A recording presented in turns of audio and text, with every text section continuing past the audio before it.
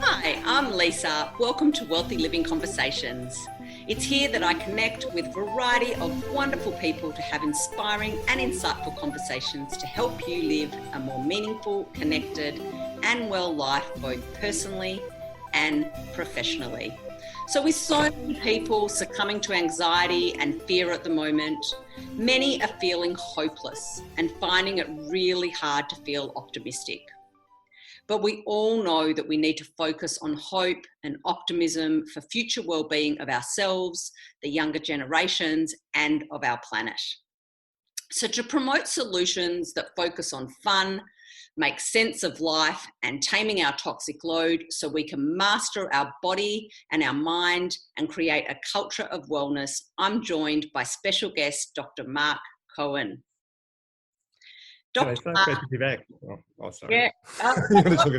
That's okay. Welcome, Marc. And I'll just tell everyone a little bit about you before I bring you in completely. But Dr. Marc is a medical doctor. He's a university professor, author, poet, entrepreneur, wellness trailblazer, and perpetual student.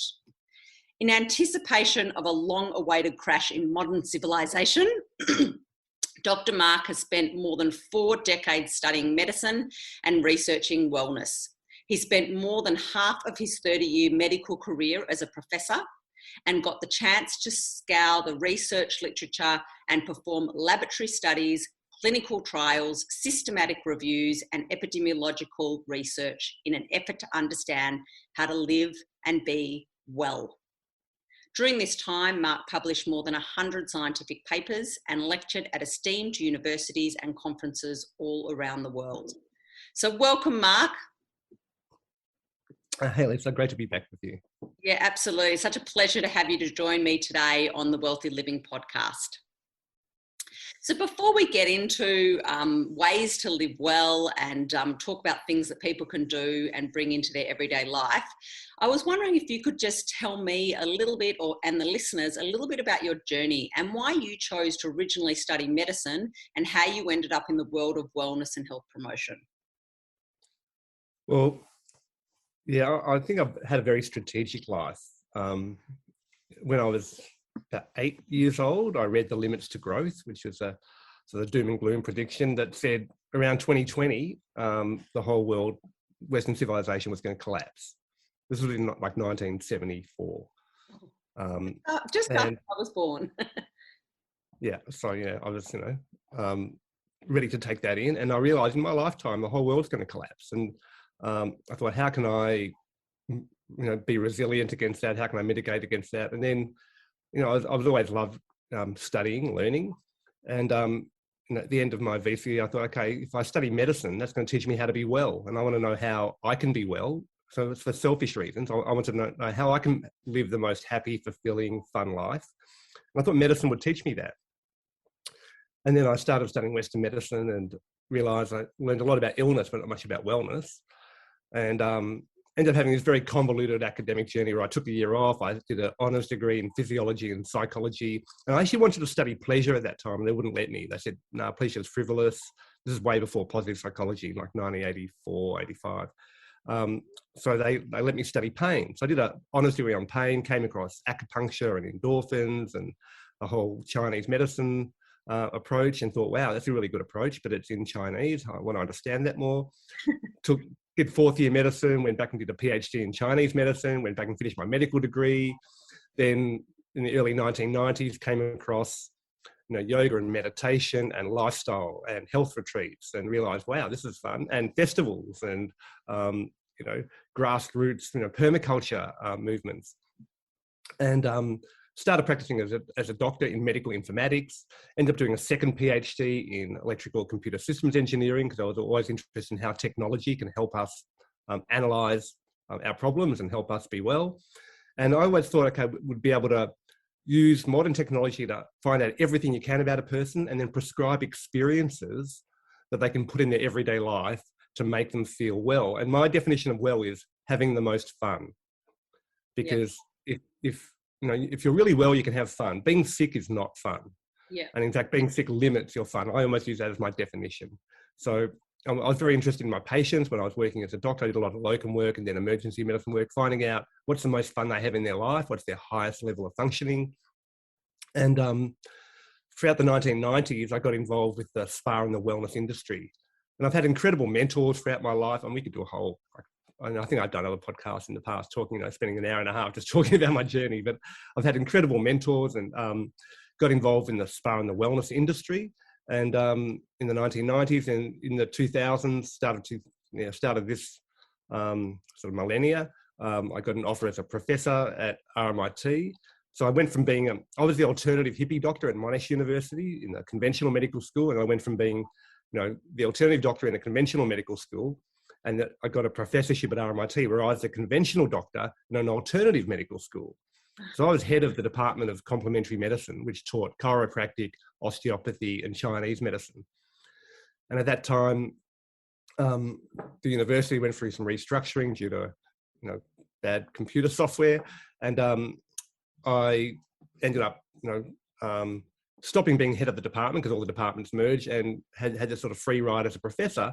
And I created wellness as a discipline. So I created a Masters of Wellness program and started working heavily with the spa and wellness industry, and particularly Mandarin Oriental Hotel Group. I worked with the Veda Corporation and created this Masters of Wellness program, which now allowed me to get all the best knowledge and the best lecturers around wellness. So I think we were the first university program in the world that taught at a university master's level permaculture, yoga, positive psychology, wellness coaching. These are all, fringe things, activities. And I was able to bring them all together, create a master's degree. And at that time, I also had a lot of PhD students. And my whole academic career, I've always done research in the stuff that's got no money behind it, that's got no patents behind it. So, I've done a lot of research on yoga and meditation and herbal medicine and lifestyle interventions and bathing and saunas and hot springs and detoxification programs and relaxation and health retreats. So this has been my specialty, which has been a lot of fun because I get to travel the world and go to all these amazing health retreats and make all these wellness leaders, all my peers and colleagues. And for 8 years, I was the president of the Integrative Medicine Association in Australia. So I've always championed integrative medicine and acupuncture. So I've done a lot of research on acupuncture. I've always been interested in the stuff that you can do for yourself, the stuff that doesn't take any, a lot of money, doesn't require a lot of time or effort or equipment, and you can do it sort of at home and empower yourself. So they're the things I've been interested in, but most of those things don't have big industries behind them. So it's very hard to get research funding. So then I relied on having really motivated PhD students who do the grunt work, and we do research on a shoestring because it'd be really hard to get grants. Mind you, I think I'm one of the only people in Australia who's got government, NHMRC research for yoga research or for acupuncture research, and we did one of the biggest acupuncture studies in emergency departments that I sort of coordinated. So that's the sort of stuff that I've focused on, which is now I call them simple, practical solutions. So things that empower people. And around end of 2018, I had a whole life change. My mother died, my kids have sort of grown up, and I was like, I'm going to quit my job as a professor and start, I'd graduate. So I'd spent 38 years at university, and I feel, okay, I've got my skill set now. Now I'm ready to go out into the world. But as you do when you finish university, you take a gap year.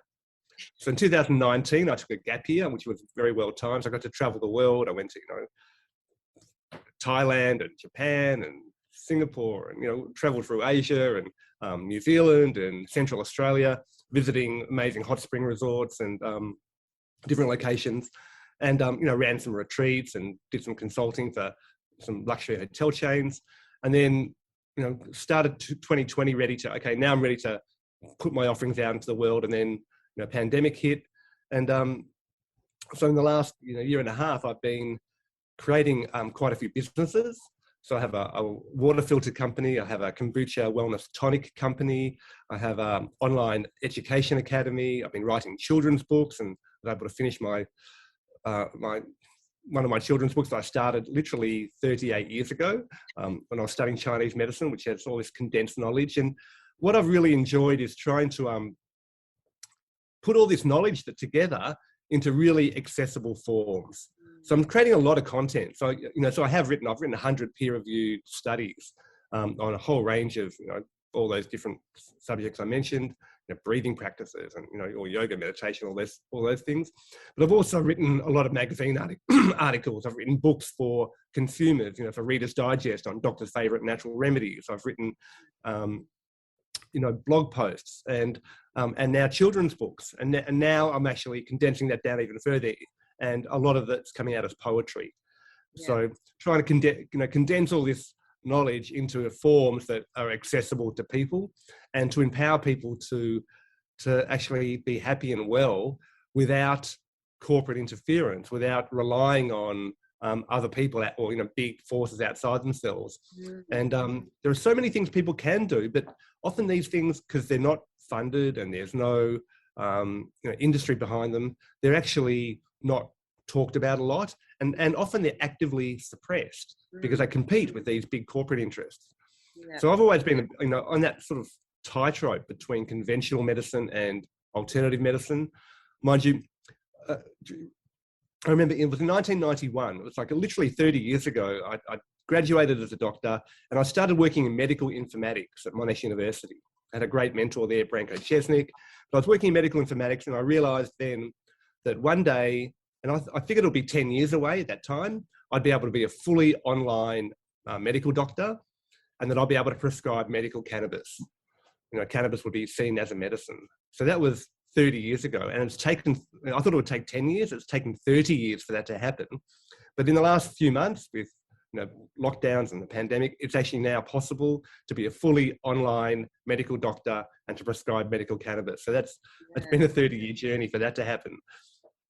So I'm sort of exploring that avenue as well. So there's lots of sort of converging paths that I've taken that are now brought me to this point where, I've got a lot of content to share. So I'm really grateful to be, doing podcasts and getting these messages out there, because I realize I'm actually really lousy at marketing. I mean, I love putting products together. I love creating products. I love doing the research behind the products, and we're still doing a lot of that at the moment. But once I've created something, then I'm going to go create the next thing. Getting it out into the world is not my skill set. So I need to partner with people who can do that. So I'm really grateful to be here sharing with you.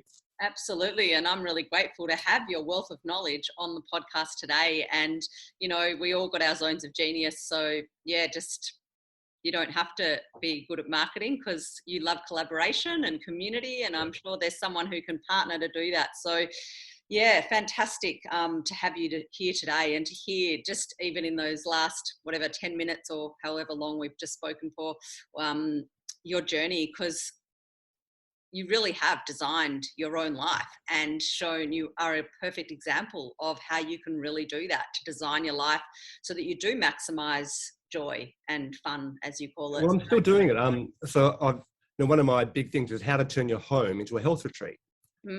And I've got all these techniques to do that, but I'm actually physically doing that here in Warrandyte at my home, where I've just built a beautiful finished sauna next to the swimming pool with a filtered water shower and a pergola, and and I can do rinse, hot, cold, rest, repeat up in my and I've got a pirate ship treetop cubby house that's up in the trees. It's like this treetop pirate ship, and I'm turning and I've got edible gardens and permaculture gardens here. So I'm trying to walk the talk and turn my home into a health retreat, but also to create that with my community. So I have these building, bonding, bathing weekends where people come over, my friends come over, and they help me build stuff at home, and they learn how they can do it themselves. And then we turn on the music, and we turn on the sauna, and fire up the pizza oven, and we have a party.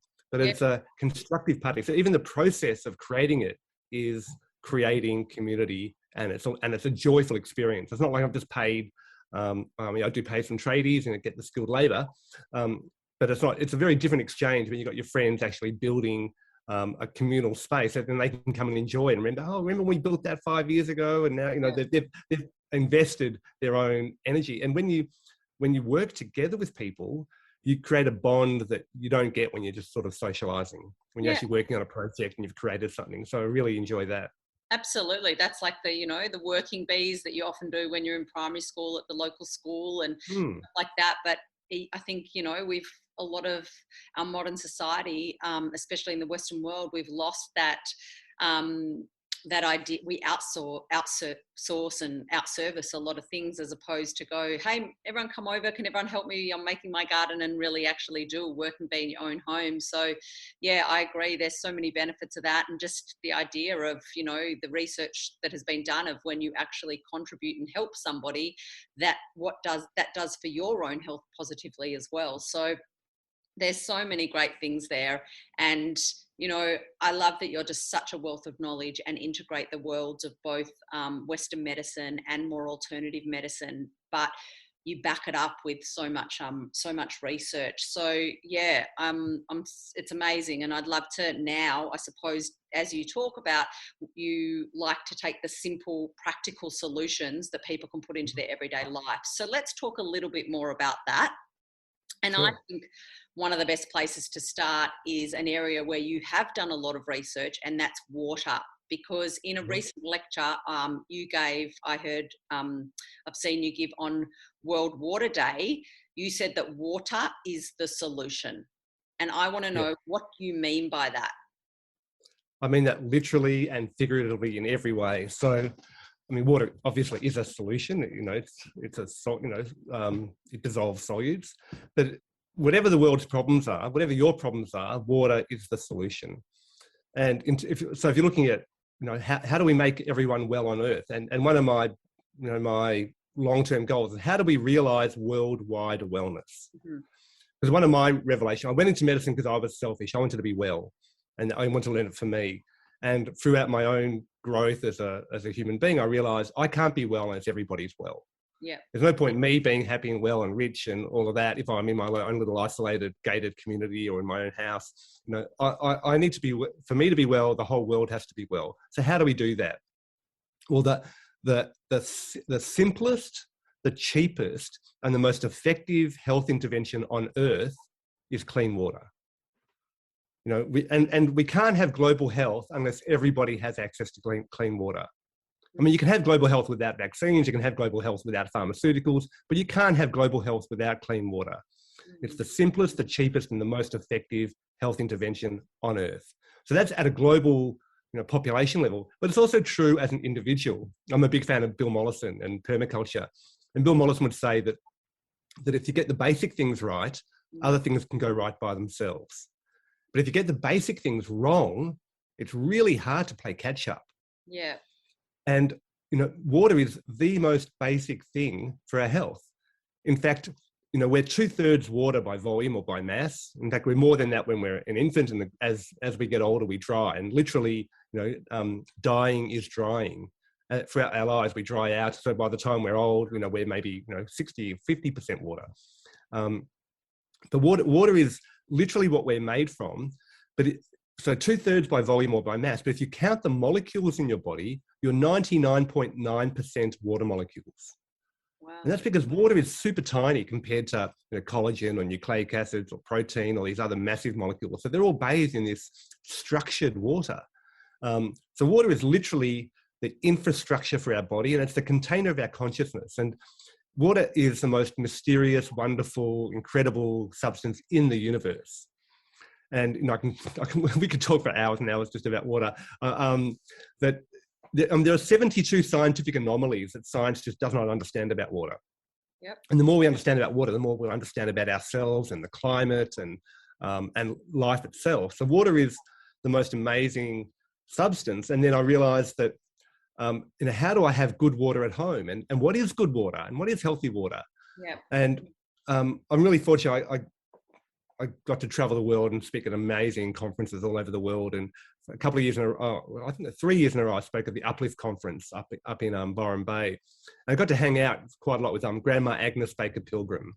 And she was the chairwoman of the International Council of 13 Indigenous Grandmothers.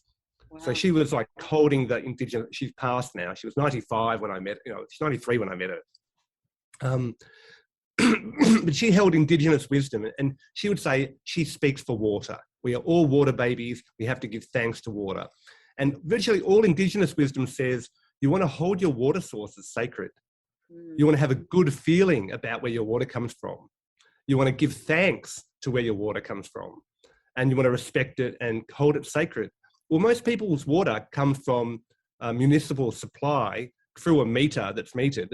It comes pre-poisoned, you know, with fluoride and chlorine, and it comes in through a tap and you pay for it. So that's not ideal water. So when I think about all the different qualities of water, I've come up with 5 basic qualities that water, you know, really healthy water to be well has. And it's water needs to be filtered. And that means you get the toxic stuff out of it, because drinking less poison is good for you. You know, and if you don't use a filter, you are a filter. You know, it sounds obvious, but yeah, and there's a lot of toxic stuff in water, whether it's, you know, pesticides or pharmaceutical residues or solvents or volatile organic compounds or microbiological contamination or heavy metals. There's so many toxic elements in water, and then stuff that they deliberately put in, like chlorine, which is the reason why they use chlorine in water. Chlorine is so poisonous, so toxic, that even at 0.5 parts per million, when it comes out of your tap, it will kill bacteria. And, you know, so they use it because it's poisonous. But ideally, you don't want to have that stuff on your skin and in your body, because bacteria are your friends. The bacteria on your skin protect you from bad bacteria. The oils on your skin that are secreted in the little clefts, they protect you from the sun. They protect your skin from drying out. They protect you from aging. They feed the good bacteria that protect you from the bad bacteria. So if you're bathing in chlorinated water, you're stripping those oils away. And you're drying out your skin, you're changing the bacteria flora on your skin, and if you're drinking it in your gut as well. So you want to filter your water. Then you want to have structured water. And there's a whole lot of science around what structured water means. Gerald Pollack is a proponent. He talks about the 4th phase of water, which is the gel phase or exclusion zone water. And there are many ways to structure water. Water naturally gets structured when it passes through magnetic rocks. It naturally gets structured as it goes down a mountain stream and forms little vortexes. And there's some really great research on structured water that shows that if you have structured water, the calcium crystals go from calcite, which is like a brick shape, to aragonite, which is like a little rhomboid shape. And the brick shape can build up scale, and that scale forms on your pipes and in your kettles and your heaters. It also forms on your glass surfaces. You know, your shower screen might have this like white filmy stuff you've got to scrub off. Forms on your hair and your skin. Plants can't absorb it as well. But if you have structured water, that calcite forms into aragonite, which makes it more soluble, which means plants can grow better. It means if you clean, even without detergents, the water will clean better. But if you use detergents, you'll get more lather and no soapy film residue. It means your shower screens and your windows will stay clean. Your hair and your skin will feel better. If you make concrete, you get stronger concrete. If you make bread, you'll get moister dough and more, better bread. So that's due to the structure of the water. And the devices, I sell a device that has these little plates of silver, copper, and zinc with little holes in them, and it forces the water to go into vortexes. And when water forms a vortex, in the middle of that vortex is like a vacuum, and it forms cavitation bubbles, which means it can outgas toxic gases like chlorine and carbon dioxide. And that carbon dioxide that is dissolved in water makes the water slightly acidic, because carbonic acid is acidic. So if you expel the carbon dioxide out of water, the water naturally becomes alkaline. So that's, so you filtered the water, you've got the toxic stuff out, you've structured the water, then you balance the pH and the minerals. And you do that through the structuring process, getting out the carbon dioxide, making sure you've got good minerals in there. You don't want to have pure water. You don't want to have distilled water or reverse osmosis water. That's a very aggressive solvent that doesn't hold charge. You want to have minerals in your water that holds a charge, that is alive and mineralized. Then you want the water to be blessed. And that means you want to have positive intention. You want to have a good feeling about it. And, Masaru Emoto did all his wonderful water crystal things with, writing I love you on water or giving thanks to water and showing the beautiful crystals. So, in my filters, I have this design which has all the different forms of water. So it looks like a droplet and a water crystal and bubbles and flow forms. And it's got sacred geometry with Metatron's cube, which contains all the different platonic solids. And the lines that create Metatron's cube, I've actually got the graphic designers to make that text. And that text says, I love you, I respect you, I thank you, I bless you, I am you. over and over and over again, written all over the design. So the filter is actually beautiful, but it's got a lot of positive intention, a lot of thought. Each of the print files for the decals that go on the stickers is like a gigabyte. So it took a lot of work to just, and they're beautiful colors. So the filters look beautiful. And then water wants to be free. Like water doesn't want to be a commodity. So you don't want to pay for it. If you're paying for water, it's not beautiful. It's a commodity. But also water wants to be free flowing. Anytime you have water in a bottle or a tank, or it's stagnant, it gets held, it loses its vitality. So water in nature wants to be free flowing.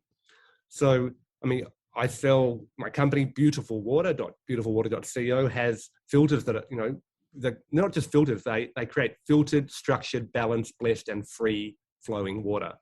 But you can do that at home by yourself. And there are all these techniques to do that, to filter water and to structure water and balance, bless, and have water free flowing. And I've actually got in my academy, the Extreme Wellness Academy, I have a course created by this amazing woman, Isabel Friend, and she's got a great website called waterislife.love. But we created a course together called The Wonders of Water. And it goes through all the different types of water, spring water, tap water, reverse osmosis water, distilled water, etc. And then it goes through all the different ways you can do at home, or the ways you can filter, structure, balance, bless water, and how water can be free flowing in your life. So water is the basics. And whatever health condition you've got, if you upgrade your water, you upgrade the infrastructure for your body. So that's the fundamentals for any sort of positive health. And it feels great to be able to drink from your bath, drink from the shower, Except if you've been sitting in it and you put all your dirt from your body into it before. Well, there's a protocol that I use, which is a rinse, hot, cold, rest, repeat. So you rinse off all the dirt off first, and then you do hot. And if you're doing hot in a bath, it's fine to drink your bath water. And then you do cold and rest, and we can talk about the extreme bathing. We'll talk about that after. Can I just stop you for a second? When you talked about the toxins part of the water, and you talked about fluoride and you talked about chlorine, there's a lot of, I suppose, I don't want to call it misinformation, just different information out there, whereby there'll be people who say that as body, we need fluoride, we need it for our teeth. Or there are people who say, okay, it might have a bit of chlorine, but we have our own filtration system. Like you said, you become the filter, but we've got our liver. So people will say, well, that's our place to detoxify, things that come into our body, and we don't need, toxic. So they did some research in the late 1990s. And it was great research where they were looking at chlorine and the toxic byproducts, so disinfection byproducts. So there's chloroform and trihalomethanes. And they got people to drink chlorinated water. I think it's about 1 litre. And they got people to have a bath, and they wore this sort of plastic wetsuit so the water wouldn't touch their skin. They just got to breathe the bath air. And they got to have the same people had another bath where the water touched their skin, but they got to breathe fresh air. So, and then they took blood and they looked at these toxic byproducts in the blood. So they're able to compare drinking, ingestion, dermal absorption, and inhalation. Yeah. And what they found was if you drink chlorinated water, none of these toxic byproducts end up in your blood. And that's because your liver filters them out. Now, that's a really toxic hit for your liver. And, we can talk about fatty liver and liver problems and cirrhosis, so your liver, takes a toxic hit, but it protected, it was the filter, just as you say, and it protected all your other organs. But when you bathed in water, and whether it was breathing it or just having the water touch your skin, you got this massive influx of these toxic products straight into your blood, because it absorbs through your skin or through your lungs, straight into your circulation, and all of your organs take this toxic hit. And that was, it's really basic research. So, and you think about, a lot of people try and filter their drinking water, but they don't realize, okay, you might drink 1 or 2 litres, a day. But in terms of the water that you come in contact with, you might come in contact with, 100, 200 litres of water in your shower or your bath. And in your shower and your bath, generally you heat the water. And once water's over about 25 degrees, it starts to outgas all these volatile toxic compounds, which are chlorine, chloroform, and all the trihalomethanes and disinfection byproducts. So, it's probably more important to filter your bathing water than it is to filter your drinking water. Wow. And And, most people would think most people, if they're going to use filters at all, are more likely to put it on their drinking water, like, you know, even on the kitchen sink tap, correct. than they are definitely in the, you know, to put a shower filter. Yeah, and I mean, the research is fairly new. I mean, when they started using chlorine in, you know, municipal water, it was after the First World War. And they were worried about typhoid and cholera and big public health outbreaks, epidemics. But at that time, we didn't realize bacteria are our friends. And in fact, when I started studying medicine 30 years ago, we were taught that your skin has a surface area of 1.8 square meters. Yeah. So that's about the size of a single bed. You know, if you skin someone and lay out their skin, it was about that size. And you use that for burns calculations and various things. But it was only about a year and a half ago, there was an article in Nature where they reevaluated that. And they said, well, you know, your skin's got, you know, that sort of surface area, but you've got about 2 to 4 million sweat glands and hair follicles. And every time you have a sweat gland and a hair follicle, the skin dips down and then comes back up.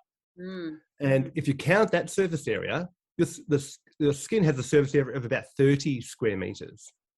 And your skin is actually the biggest area that you come in contact with bacteria from the outside world, from the environment. And these, you know, sebaceous glands, that's where you have these oils that protect your skin from the sun, from drying out, from damage, from other bacteria. And you've also got these antigen presenting cells in the bottom of these clefts. So when you touch, the environment, if you come across a new bacteria or a virus, it gets presented to your immune system through your skin.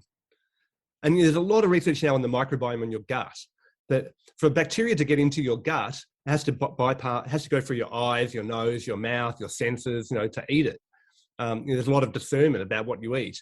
But in terms of just interacting with the environment, your skin is the first line of defense. So you want to support that. And if you're stripping away those oils with chlorine, oxidizing them, then you're drying out your skin, you're changing the whole bacterial flora of your skin. And it takes about 3 to 4 weeks, just like when you change your gut microbiome. If you start bathing in really good water, let's say you go on holidays and you go to a farm and you're on tank water, so there's no chlorine. After about 3 to 4 weeks, the bacteria on your skin change, the oils on your skin change, and you start to, wow, my skin feels really soft, wow, my hair feels really good. You actually can notice that difference, but it takes quite a while. And most people have actually never experienced that. They haven't spent enough time with good quality water to actually appreciate the difference. But when you do appreciate the difference, you don't want to go backwards. Yeah. You actually realize how powerful good water is, just for how you're feeling, but also for beauty, for health, for just the way you feel and the enjoyment of life. It's fun to have really clean water. And one of my greatest joys is I love finding beautiful sources of water in nature, and finding places where I can dive into a river or a seep hole or a lake or a dam. Go underwater deep and drink. Oh. And there aren't many places where you can do that. So you're sort of reproducing the being in the womb when you're totally surrounded in water and you're drinking. But most water sources, you can't do that. You can't do that in swimming pools that are chlorinated. And it's a rare thing to do, but when you can do it, it's quite profound. And most people have never done it. Yeah. That's just my little sort of quirk that I like to do. But yeah, so having great water. And, I've got, trying to condense all this knowledge, and I have this recipe for wellness. And the recipe for wellness starts with bathe in beautiful water. Yeah. So the recipe for wellness is a very short poem. It's bathe in beautiful water, prepare delicious food, make the most of every breath, dance through every mood, tend the soil beneath your feet, embrace sunshine from above, share your gifts with all the world, and fill your life with love. Yeah, beautiful. And it is so simple, isn't it? And, people want to, I think that for a lot of people, when something sounds more complicated, it feels more believable. But when something sounds so simple, people question its validity. Yeah, well, it took me 30 years to make it so simple, but it's actually really complicated. So, you break down each of those sentences, you can, there's a whole course on each one, but it starts with bathe in beautiful water. which is the basics. So, and when you get, so if you get the basic things right, well, then your bacteria are good. You know, you're feeling good. You're well hydrated. If you get that wrong, then no matter how many moisturizers and hydration lotions and cleansers you use, you're not going to do. You know, you're going to spend a fortune on cosmetics, which they love you to do, but you're not going to get the same effect as you do by really quality water. Yeah. Quality water is the best hydration, moisturizer, and cleanser. Absolutely. And I mean, it's the same as like if you just think more structurally about a house, you know, if you don't get the core foundations right, everything that sits on top of it is going to be wrong and collapse. Well, actually, one of the most important things in a house is water management. So one of my PhD students, and she's just about to finish her PhD, is Nicole Bilsma. And she's this amazing dynamo of a woman. She created the building biology industry in Australia.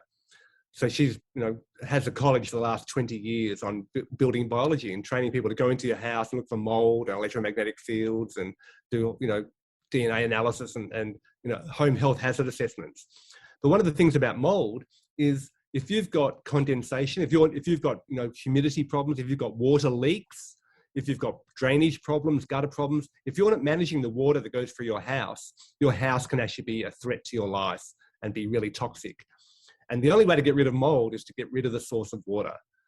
And, you know, there's so many different sources. So to be able to do that, you have to be an expert on drainage and guttering and, humidity and airflow and, you know, leakage and, you know, different pipes and how they, you know, condensation, in having cold surfaces and warm surfaces. And, well, you know, it gets really complicated, but the principle is simple. You want to have humidity between 40 and 60%, and you don't want to have any liquid water sitting around for more than 48 hours. If liquid water sits around for 48 hours, it will grow mold. And no matter how many sprays you use to get rid of the mold, it won't work unless you get rid of the source of water. So even in your house, managing the water is one of the most important things you do for your health. Wow, amazing. So much. I mean, like you said, you could speak for hours on the topic of water, and you've got some great resources and more coming. So I'll definitely put all of those on the show notes for if people do want to learn more about water. And as well, I'll put the links to some of the products that you've got for helping us have beautiful water, both drinking and bathing in. So I'll definitely include those. It's really interesting because with the whole water, I mean, because water is life. Water holds life. But humans, we live in this sort of zone in between viruses and mold. So if it's too humid and wet, we get mold. If it's too cold and dry, we get viruses. So, you know, that's the sort of sweet spot. So you want your house to be between 40 and 60% humidity. If it's above that, you'll get mold. If it's below that, your airways will dry out and you'll be prone to viral infection. So, yeah, just managing how to manage that in your home is actually a really big factor. And then it gets into the temperature, because hot air will hold more water than cold air. And there are different, you know, depending on the seasons and how you can dehumidify in the summer and add humidity to the air in winter. And the government need to employ you at the moment, Mark. I think the government need to employ you to go into the school spaces and in all these other places to actually work out the best temperatures and the best, the best, like you said, humidity levels and otherwise, to work out to reduce the viral, potential viral spread inside. Well, I mean, it's not a difficult thing to do, actually. I mean, if you get the temperature right, then not only don't you get viral spread, but you actually enhance your own immunity. I mean, we talked about the skin as your first line of defense and your first contact with bacteria. But in terms of viruses, the first, and especially respiratory viruses, the first line of defense is your nose and your nasal cavity. Yeah. And that's a very sophisticated organ. It's actually a dehumidifier or a humidifier. So, your nose humidifies the air that you breathe. It warms the air that you breathe. And it's got a very sophisticated, I can dive deep if you want to, but it's got, you've got two kinds of mucus. You've got the wet sort of mobile mucus, and you've got this sort of thick, sticky mucus, which rides on the top of the wet stuff. And underneath the sort of slimy, wetter mucus, you've got these cilia, which are sort of these little things that sweep the mucus continually. So the sticky mucus grabs the viruses that you breathe in and bacteria and dust pollen, and if there's a new one, the cells can reach up and then show the antigen presenting cells, hey, there's something new in the environment, check this out, and let's make some antibodies to it. But that gets constantly into your sticky mucus, the thinner mucus makes it, rides on that little conveyor belt, and it constantly gets sort of put into your back of your throat and you swallow it. And that's how you expel viruses and come to know about new viruses. But if the air is cold and dry, that thinner mucus dries out and you get cracks in the epithelium and the cells don't work, can't present themselves. And that's where viruses can actually penetrate.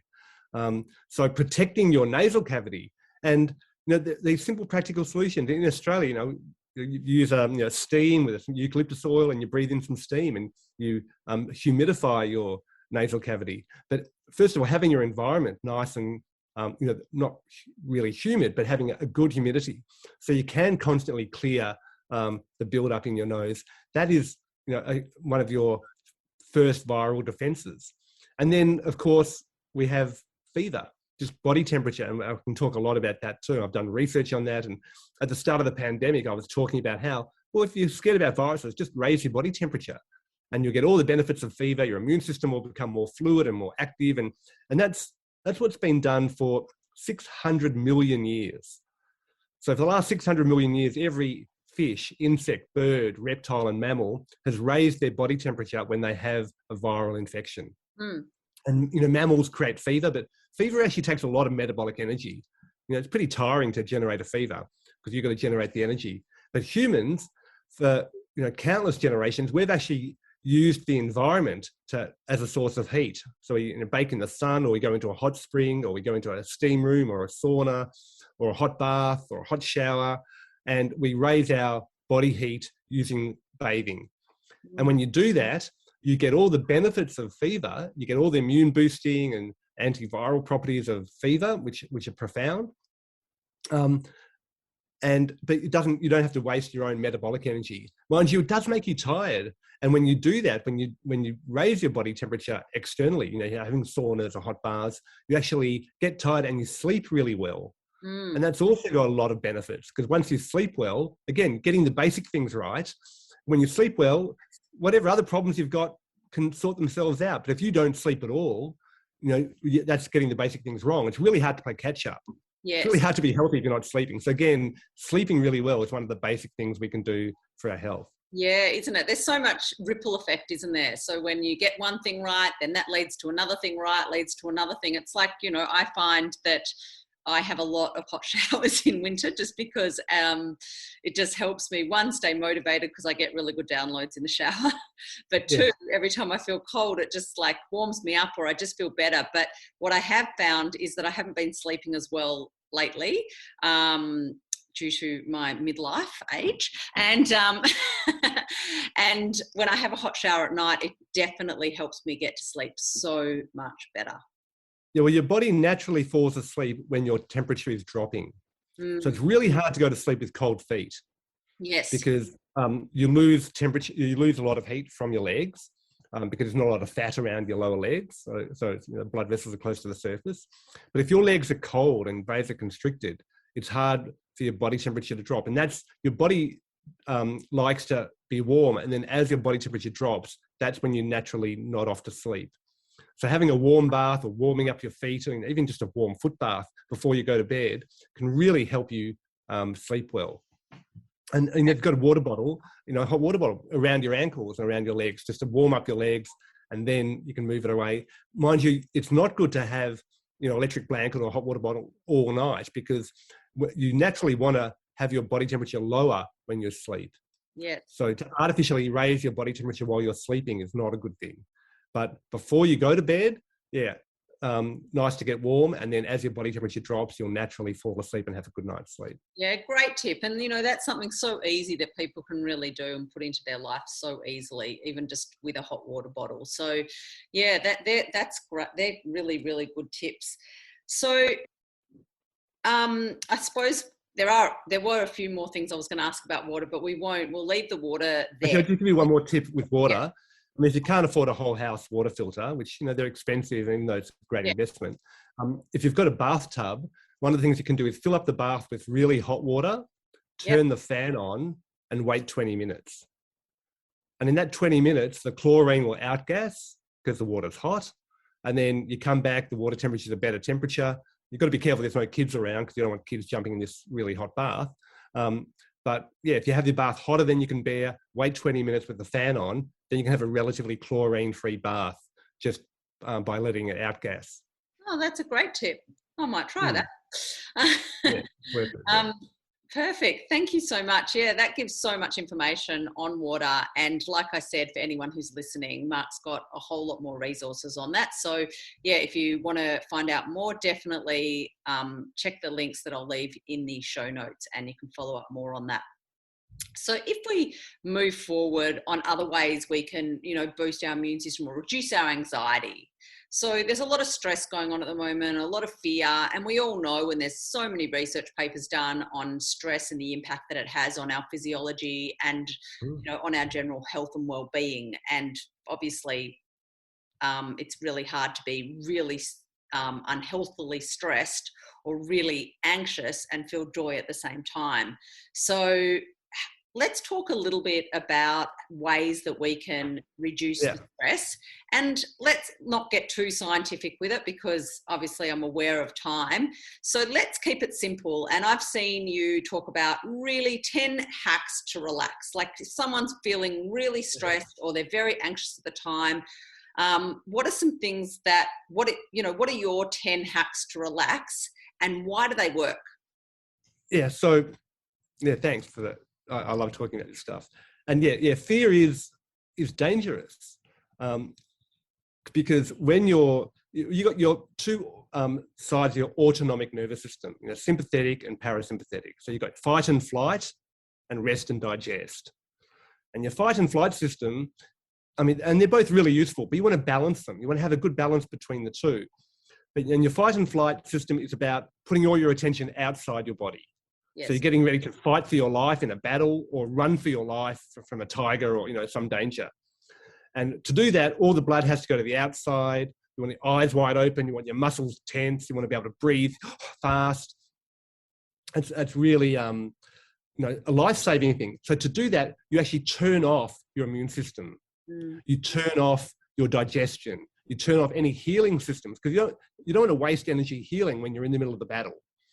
You want to use all your energy just to fight for your life. And then if you've escaped the tiger or you've won the battle, you go back to your cave and that's when you rest and digest. That's when you recover. It's when you heal. It's when you nurture your body. It's when you eat and sleep and make love and regenerate.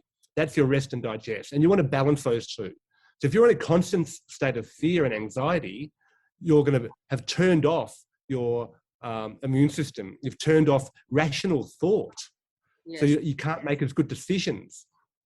And ideally what you want to be able to do is to be able to be in a stressful situation, but be relaxed. I call that the James Bond effect because, the thing we all love about James Bond is, all these things can be exploding and there's all this chaos that can be going around and he can just be cool, calm and collected and know which door to escape from or who to shoot or who to kiss or he can be really calm and relaxed in a stressful situation.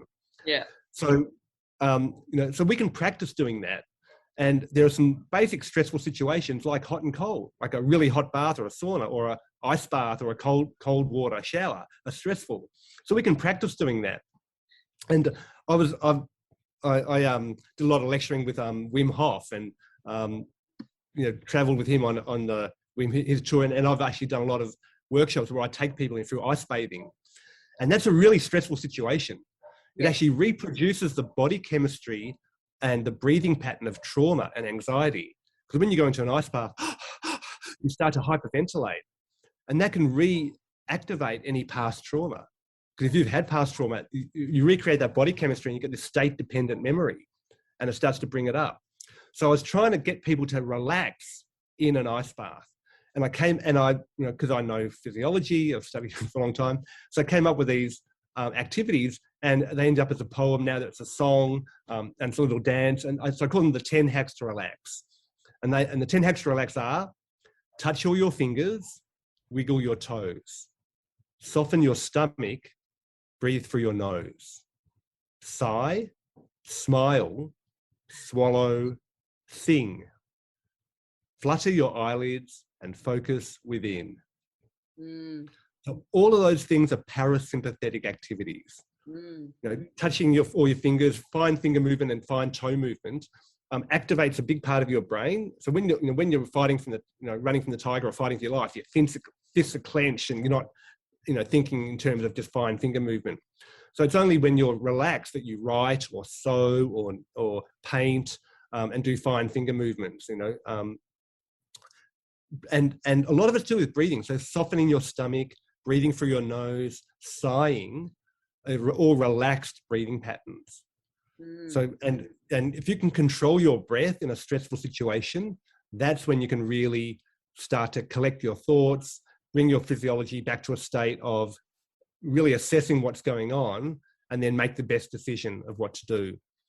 Whereas if you're in a constant state of fear, you're just reacting and you don't have time to think properly, and your brain actually turns itself off. You don't have that, calm thing to sense of what's going on. So the hacks to relax are just physical things you can do to tell your body you're safe, you're in control. So, and I call it emotional first aid. Because these things allow you to relax on demand. Yeah, and they're so good. They're so good, and they're things that are so easy. Also, I think for kids, you've got a lot of people, a lot of kids are going through a lot more stress and anxiety than they may have, in the past, with everything that's going on. And these are really simple things that you can get your kids to do, and they don't have to understand why they're doing them. But if you're just getting them out of that state and you're just saying, well, touch your fingers, wiggle your toes, soften your stomach, breathe through your nose. Yeah. And then, in fact, it's amazing. I've done this a few times when you have a group of kids together and they're all a bit rowdy and unruly. You say, let's all do this little dance, and you do it with them. And it takes about 20 seconds to do this. Yeah. But you'll find that this unruly group of kids will all become calm and relaxed and focused. Yeah. Just in that 20 seconds of doing these physical activities, because the activity anchors the calmness that then goes into your mind.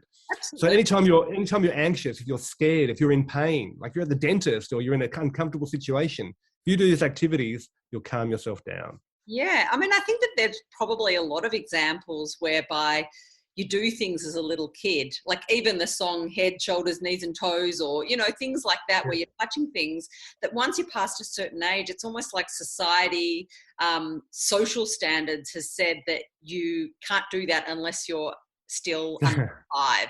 And yet these are things that probably help everybody. And actually, if an adult did them, they'd probably feel silly, and just feeling silly alleviates stress. Yeah. But you know what? People don't even have to know you're doing it. You can be touching your fingers, wiggling your toes, softening your stomach, breathing through your nose. People don't even have to know. Yeah. You can do it very, under the radar, but it really does have a big effect on taking control of your body and then be able to react to a stressful situation from a place of being calm. Yeah, brilliant. So we've talked about those relax hacks, and you touched briefly on your on what you said when you were about to talk about those. You talked about this extreme bathing or hot and cold, and how to get people relaxed in that somewhat stressful situation. So let's go use that as a segue to go into a topic which I know that you're really passionate about, which is extreme wellness, and that it's gaining a lot of popularity. It's being seen to provide both physiological and psychological benefits. So maybe we can talk a little bit about what extreme wellness is and some of the benefits. So extreme wellness is a term I coined where you can find extreme comfort in any situation. Mm-hmm. So how do you get that James Bond effect? How do you go into a really stressful situation and be comfortable and relaxed and calm? Mm-hmm. And there are 5 basic elements that you have to interact with as a living being, and they are water, glucose, oxygen, temperature, and carbon dioxide. So they're the 5 elements of the respiration equation or photosynthesis equation, your basic biology. Mm-hmm. And those things are very well controlled in our body. We want to have homeostasis of water and glucose and oxygen, temperature, carbon dioxide. But we can change our relationship to them by changing our external environment. And our systems of elimination are designed to manage them. So we have our bladder, our bowels, our breath, our body, and our brain to control these 5 things. And we can go to the extremes of water. We can go to dehydration or overhydration. We can go to the extremes of glucose. We can fast or we can feast. Mm-hmm. We can go to the extremes of oxygen. We can, hyperoxygenate our body, or we can, hold our breath and get rid of our oxygen. We can do hot and cold with temperature, and we can do the same with carbon dioxide. We can blow away all our carbon dioxide, hyperventilating, or we can hold our breath and do activities that raise carbon dioxide. So these are things we can do through, conscious manipulations to go to the extremes. And when you go to the extremes of these elements, it's life and death. Like, if you're too hot for too long, you'll die. Yeah. If you're too cold for too long, you'll die. Yeah. And it's not just you'll die. And these are stresses that just aren't psychological stresses or just for humans. Every living thing on Earth lives within a temperature window. The reason why we have life on Earth is because water can be liquid. Yes. On our planet, and life needs liquid water. So it's not just you; it's the bacteria in your body that any living thing. All the cells that make up your body respond directly to heat. Yes. And the way your body manages heat is by moving water around, and it does that in form of blood. Because water transfers heat 25 times more effectively than air. So your ability to move blood around is the way you thermoregulate. It's the way you give off heat or preserve heat. And by changing the external temperature, you can visit the extremes of temperature, but also you can find that bliss point in the middle. And you can practice coming back into homeostasis. Because somewhere between extremely hot and extremely cold is balance. It's thermal homeostasis. And that's blissful. Yes. So practicing being blissful is really powerful as a health practice. But how do you know you're going to the extremes of hot and cold? Well, and it's dangerous to do that because, as I say, those extremes might kill you. Yeah. So you need to use comfort as your guide, and you want to visit the edge of your comfort zone. You don't want to go beyond it. Yeah. And you want to be comfortably uncomfortable. You don't want to be uncomfortably uncomfortable. So, if you're in a sauna or a hot bath for too long, there's a point where, you might, at the start, you might be a bit, relaxed, you might be chatting, you might be reading. There's a point when you start to get really hot where your body says, hey, it's time to get out of here. Your body starts talking to your brain and says, hey, let's move. It's, this is getting dangerous. It's getting uncomfortable. It's sort of like doing a yoga stretch. You can keep on stretching and you get to a point where you've stretched so far, your body says, hey, hold it. Let's not go any further. We're going to hurt ourselves. But when you get to that point, if you just focus and breathe, you can be at that point comfortably, but you need to focus and breathe. You need to control your breath. And if you go further, what happens is you start to catch your breath. You start to hold your breath. And that's when you've gone beyond your comfort zone. So visiting hot or cold and being able to breathe comfortably is a really powerful practice. And what happens when you visit the edge of your comfort zone, it naturally expands by itself. You don't have to push through the pain and push through to make your resilience wider.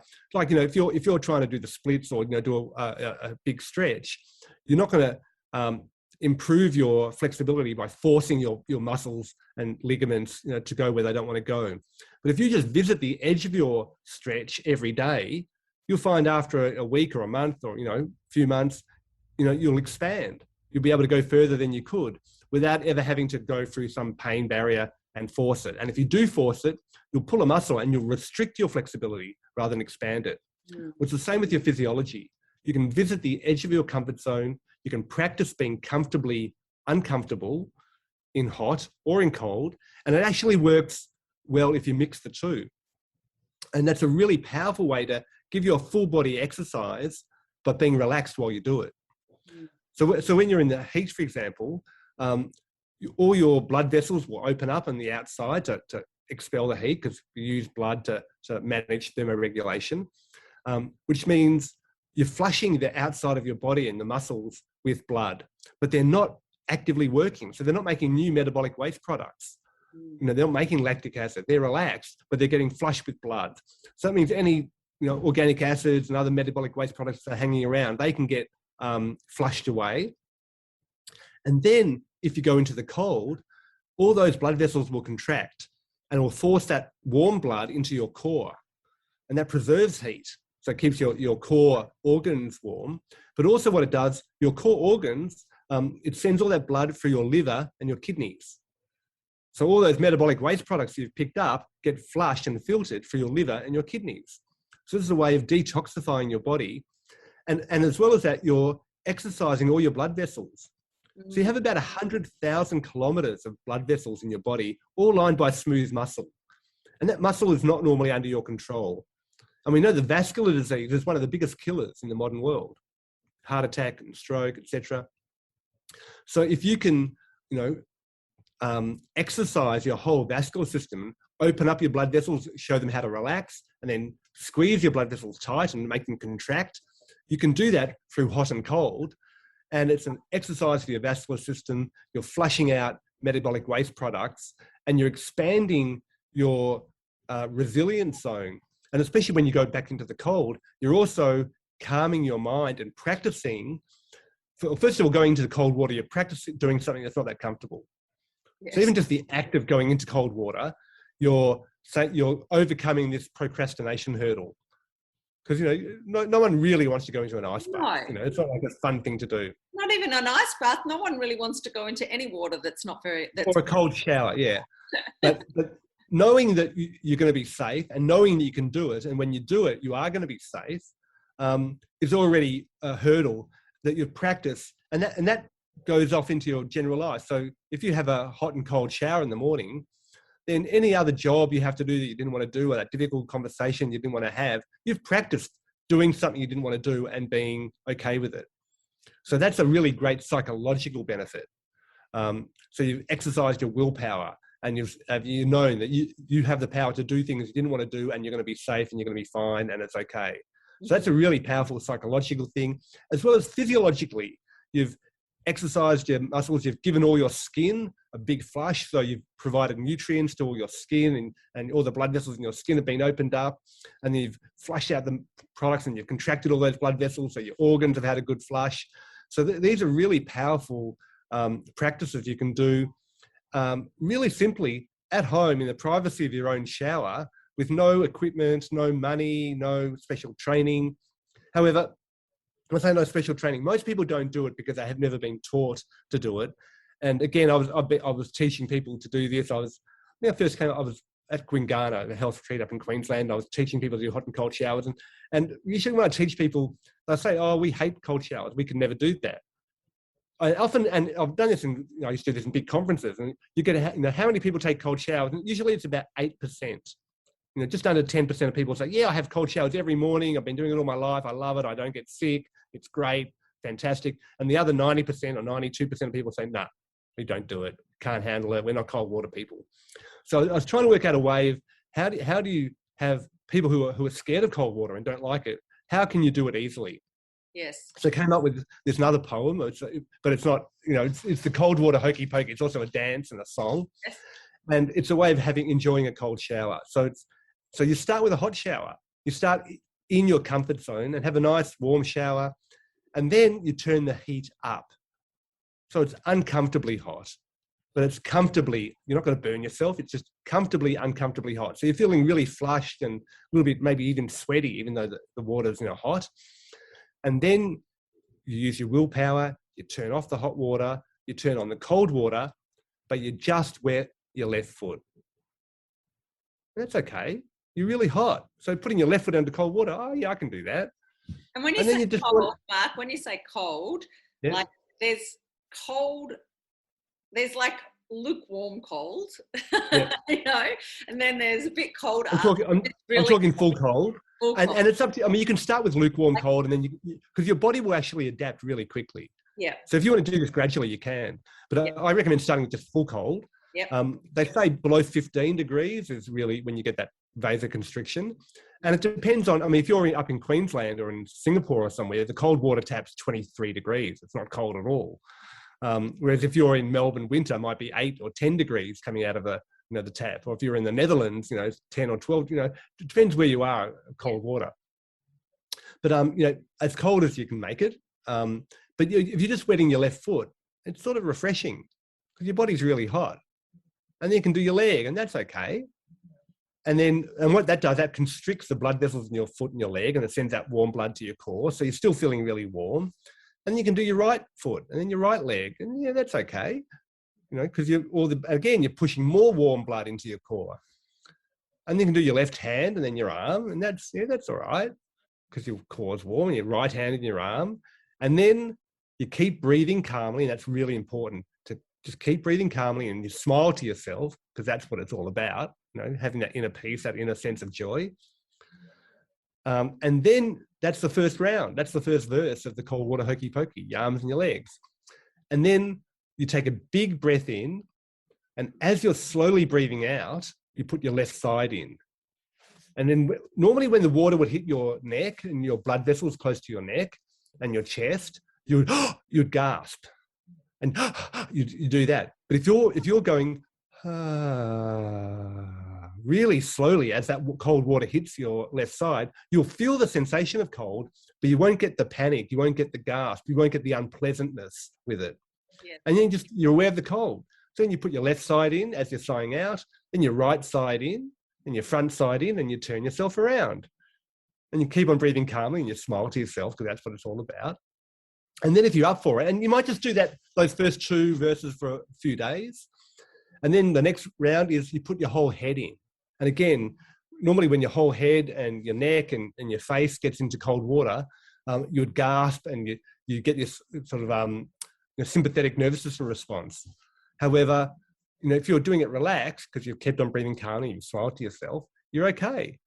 And then you slowly turn yourself around, and then you can put the cold water, and then you go, oh, hokey pokey, do the hokey pokey song, and put the cold water on your groin, where the blood vessels come near the surface in your groin, on your kidneys, and on your armpits. And what you've done is flushed, your body with cold water. And you'll realize when you do that, it takes about a minute, or even less than a minute. But you'll do that, you'll be able to stand under the cold water and realize, hey, this is okay. I'm under the cold water and I'm breathing calmly and I'm okay. And when you get to that point, turn the cold water off, you get out of the shower. And then, rather than being really hot and going into a cold room and losing heat, you've constricted all your outer blood vessels, and you've sort of locked the heat into your body.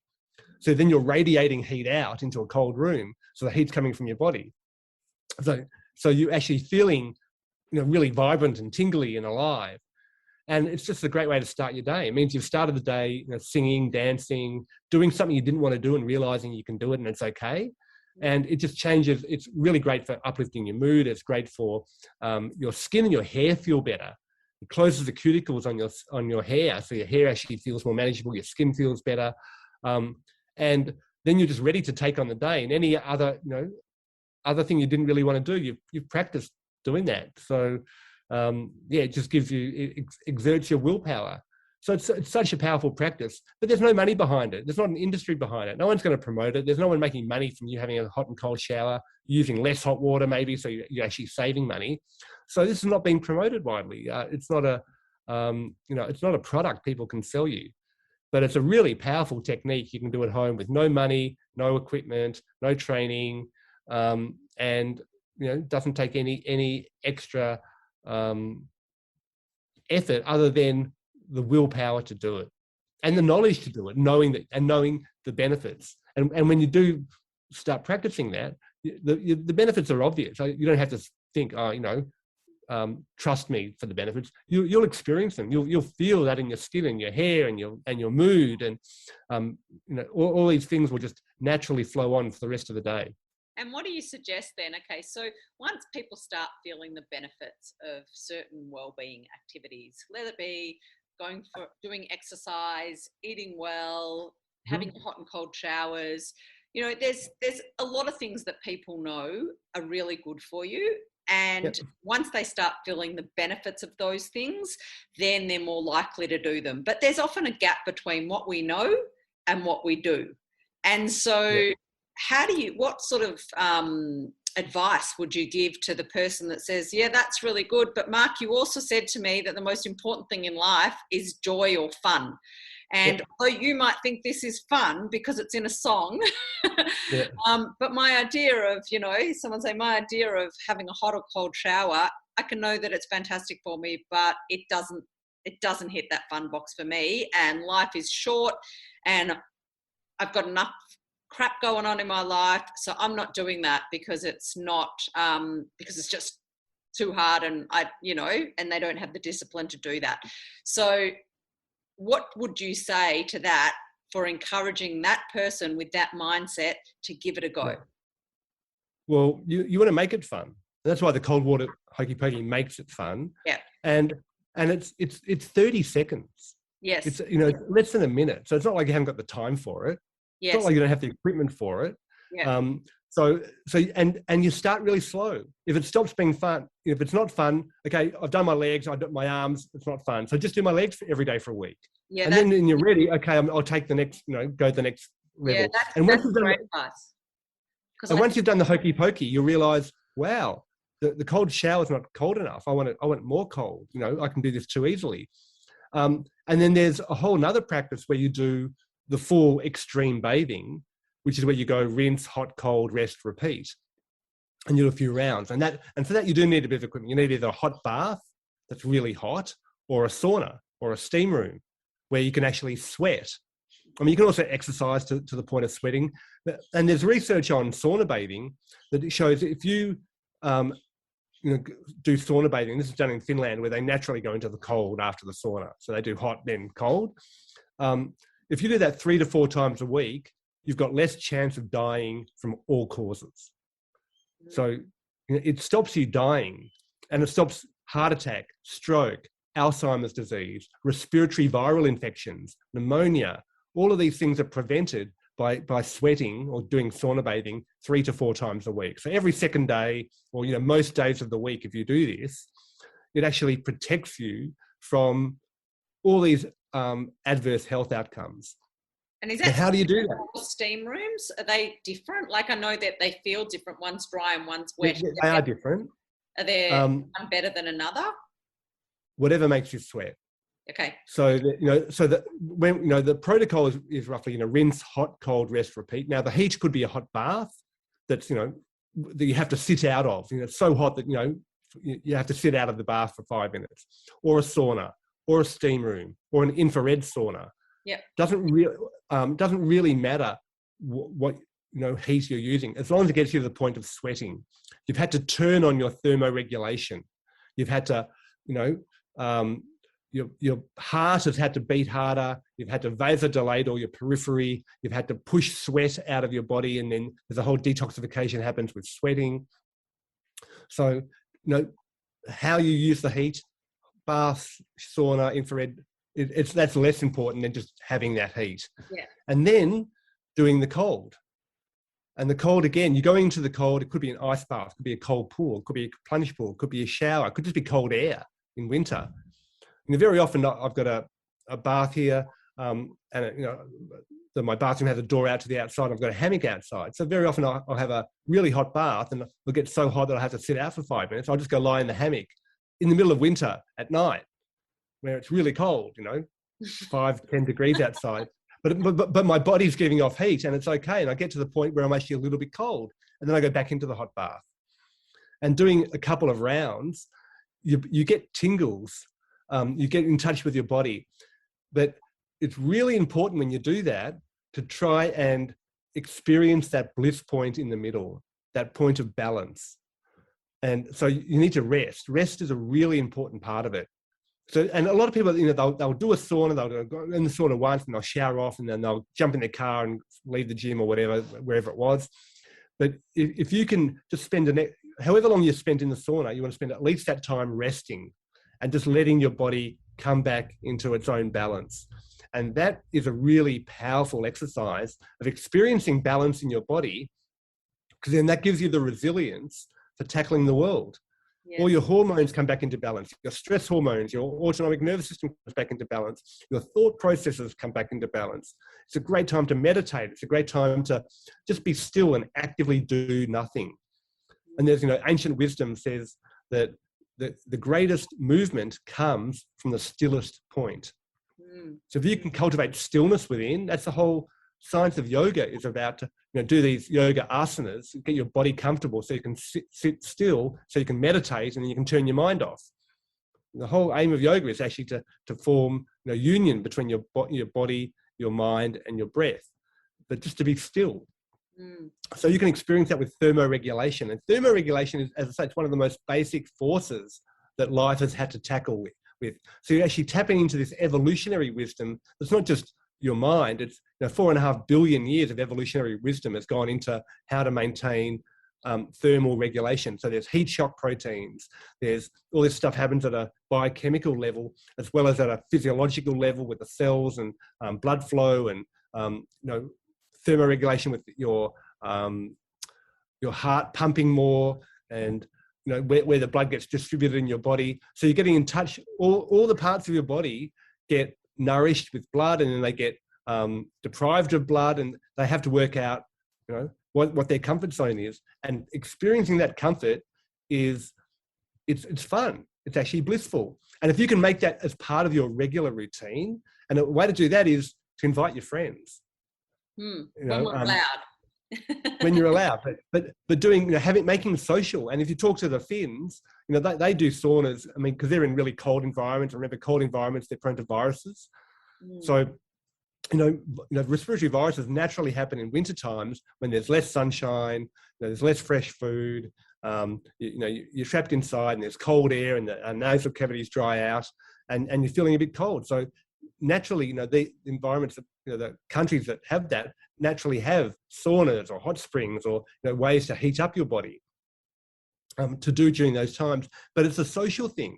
The whole family gets involved, and you make it a fun thing, and suddenly it's actually fun to build up this resilience, and you build up this community resilience as well.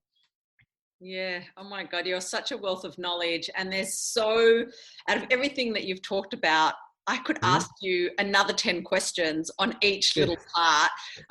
But I know that you are the busiest man at the moment, and you have so much to do, and you've already given us so much of your time. So I think it's probably best to think about winding up now. I think that for me, interestingly enough, like, I don't do a lot of extreme wellness.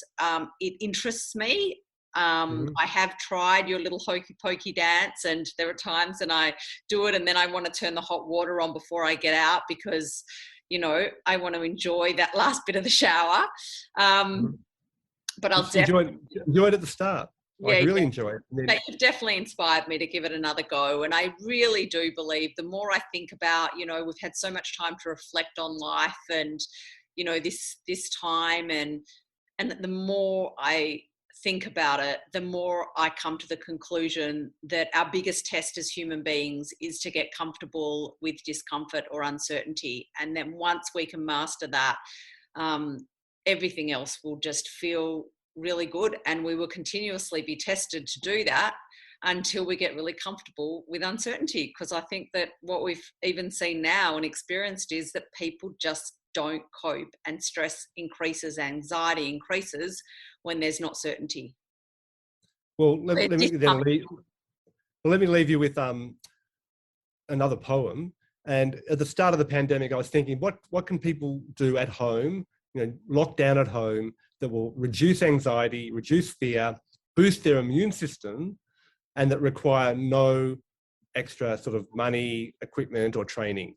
And I've studied natural medicine for 40 years, so I started putting out all these activities and looking at the research behind them, and they all came out into a poem. So I call this the whirl of wellness. So the whirl as in the dance of wellness. Yes. And there's 50 activities in this poem, and they can take you from what I call wired and tired to chilled and fulfilled. Sounds good to me. Or they take you from stressed and depressed to joyfully blessed. Nice. And if you go to my website and you click on the poem, it's actually linked to the scientific research, and there's systematic reviews and meta-analyses and randomized controlled trials on all of these, or at least one of those on all these activities. So there is science behind all these activities, but they're simple. So this is the world of wellness. So hold someone's hand, gaze into their eyes, go barefoot in nature, bask in sunrise, choose a dance partner and go find your groove, do Tai Chi or yoga, mindfully move, share a massage, enjoy healing touch, focus on one thing and don't think too much, make time for a hobby, play chess, fly a kite, make use of your hands, draw, paint, sew or write, help someone in need, donate to a cause, play games, meditate, read stuff from bookstores, turn off your screens, get a good sleep, declutter, spark joy, and love what you keep. Dig around in a garden, pick up a guitar, slip into a bathtub, sauna or spa, care for a pet, take up a sport, go on vacation and make your home a resort. Lie in a hammock, relieve pent-up stress, relax and do nothing, and then do even less. Laugh out loud, share a joke, give someone a kiss, say a prayer, chant a mantra, and follow your bliss. Wow. Beautiful, beautiful. And so, you know, I love the simplicity, yet the fact that all of these things have been backed with research. So I think a lot of people who aren't into more of an alternative way or more of a simplistic lifestyle, they might see a lot of those things of that hippie lifestyle as opposed to really thinking that those things are as credible as maybe taking medication or doing anything that's been prescribed by their doctors or something. And it's stuff that costs money that people make it from. Yeah. Right. And I'm not discrediting this. Obviously, I really do believe there is a place for medical and Western medicine. But as far as well-being goes and getting yourself into a place that you give yourself the best chance to be well, all of those things are profound, they are researched, and they do work. And they're fun. And they're fun. And they're fun. And that's ultimately, you know, coming back full circle, what do we want to do in life? We want to enjoy ourselves. Yeah. And there's some great tips to be able to do that. So, yeah, brilliant. Thank you so much for all your valued contributions for today. You know, you really, really are a wealth of knowledge. And, you know, like I said throughout the episode, there is so many questions and so much more we could talk about. And, you know, you could record a whole series just on your stuff, but then it'd be like a lecture series or a course. So well, I do have some courses and I'm building more. Yeah. So they can go to academy.extremewellness.co is the online academy, and I can give you links for in the show notes. You can put into fantastic. So on your Dr. Marc website, is there links to the Academy website? Yeah, drmarc.co, they've got links to all the different activities, Yeah, fantastic. So I'll definitely put all of those links on the show notes. So yeah, now over to everyone that's listening. What is your biggest insight from today's conversation? We would love to know. Leave a comment, let us know. And if you've enjoyed the episode, please share it with your friends and subscribe to the Wellthy Living podcast on iTunes, Spotify, YouTube, or any of your favorite, or whatever your favorite podcast app is. To find out more about my services, you can visit my website at wellthyliving.com.au. So until next time, remember, connection is medicine.